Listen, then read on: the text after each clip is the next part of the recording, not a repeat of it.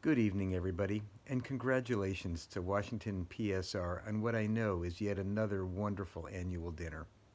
I'm so sorry not to be there with you in person, but I'm still in London finishing up a 2 year stint working here. Thanks for allowing me to be there with you virtually instead of in person. I'm glad to tell you that not flying from London to Seattle avoided emitting 2.3 tons of carbon dioxide equivalent. To put that in perspective, that amount of CO2 is almost exactly what I would have produced by driving the last car I owned, a pretty efficient 2001 Prius, 100,000 miles, or 4 times around the equator. When Ken Lance reached out to me to let me know that I'd be the recipient of this year's Paul Beeson Award, I was stunned. To give you a sense of my reaction, let me quote the writer John le Carré, currently my neighbor in the Hampstead neighborhood of London, who just a few weeks ago won the Olaf Palme Prize, an annual award for contributions to international understanding and peace. A range of emotions, not all of them beautiful, passed through my head at the moment when I was offered the Olaf Palme Prize, wrote Le Carré. I'm not a hero. I'm a fraud. I'm being offered a medal for another man's gallantry. Decline. Le Carré went on to recount his other reasons for feeling unworthy, including not considering himself the equal of prior winners. I can certainly relate. The namesake of this award, Paul Beeson, was a giant of American medicine, and I feel puny in comparison. And following in the footsteps of previous Beeson Award winners, Adam Smith, Pramila Jayapal, and the indomitable Gene Walkinshaw, is more than humbling. By the way, the Olaf Palme Prize came with $100,000, which Le Carré donated to Doctors Without Borders. I understand that the Beeson Award comes with a similar sum, and I'm donating it all to WPSR. It is truly an honor to receive this year's Beeson Award. A word about Dr. Beeson for those who don't know. His 50-year career until his retirement in 1981 featured major contributions to American medicine, such as insights into fevers of unknown origin. Moreover, his career saw him at Harvard, Penn, Emory, the UW, and a stint in the UK, so I feel a special affinity with him because those are all the places I've been too. In the 1980s, when Dr. Beeson retired, he became very active in WPSR and an outspoken supporter of nuclear arms control. Here is a 1983 editorial by Dr. Beeson from the Western Journal of Medicine called Consequences of Nuclear Warfare. It's a perfect model for our current focus on the climate crisis.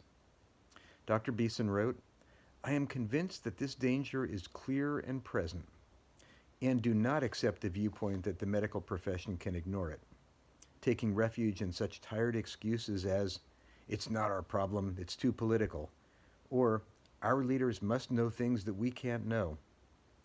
He went on, I believe that members of our profession can do something to help bring about a change from the collision course we appear to be on right now. That's as true for the climate crisis as it was and is for nuclear war.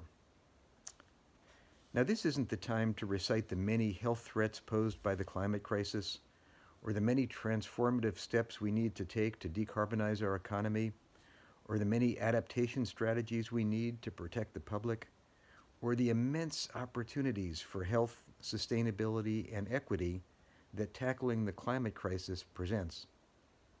Let me instead just make 3 points. First, this is a moment of opportunity. 2020 is a critical year. It's the 50th anniversary of Earth Day. It's the 5th anniversary of the Paris Agreement. It's an election year in the U.S. No matter how long you've been at this work, no matter how much of a slog it may feel like, there has never been a more urgent and opportune time for climate activism than now. Speak out. Block fossil fuel projects in the Pacific Northwest. Speak out some more. Get your institutions and pension funds to divest from fossil fuel companies. Speak out again, even more loudly. Support candidates with aggressive climate policies and work to restore sanity in the White House. Give it all you've got. Second, let hope vanquish despair. We health professionals know that in the clinical setting, hope is an essential ingredient of healing and thriving. That's equally true across our society. I'm not talking about fatuous, jingoistic, reflexive hope. I'm talking about evidence-based hope, the kind of hope grounded in a real sense of possibility, the kind of hope that both inspires activism and thrives on activism. Rebecca Solnit, in her wonderful little book, Hope in the Dark, writes, "Hope is not a lottery ticket that you can sit on the sofa and clutch, feeling lucky. It is an axe you break down doors with in an emergency. Hope should shove you out the door because it will take everything you have to steer the future away from endless war, from the annihilation of the earth's treasures, and the grinding down of the poor and marginal. Hope calls for action. Action is impossible without hope. To hope is to give yourself to the future, and that commitment to the future is what makes the present inhabitable." And there is more than enough reason for hope these days. The climate movement has blossomed remarkably in the last year or two, especially among young people. The cost of renewable energy is coming down fast. Polling data in the U.S. show a steady rise in public concern for the climate crisis. So have hope. Inspire hope in others, and let that hope propel you to action. Finally, think big.